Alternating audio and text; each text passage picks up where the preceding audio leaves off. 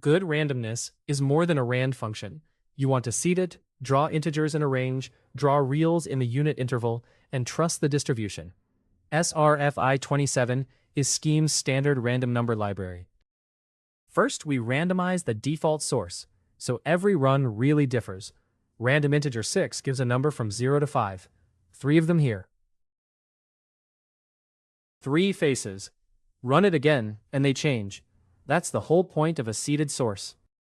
Now, something prettier. Random real gives a point between 0 and 1. Throw 100,000 darts into the unit square and count how many land inside the quarter circle. The fraction that do times 4 estimates pi. And it lands right around 3.14. Run it again and it wobbles a little, because it's built on real randomness.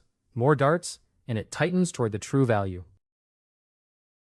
From a fair die to an estimate of pi, SRFI 27 gives you seedable, well-distributed randomness, the foundation for simulations, sampling, and games. In Kaappi. The docs and a browser playground are at kaappi-lang.org.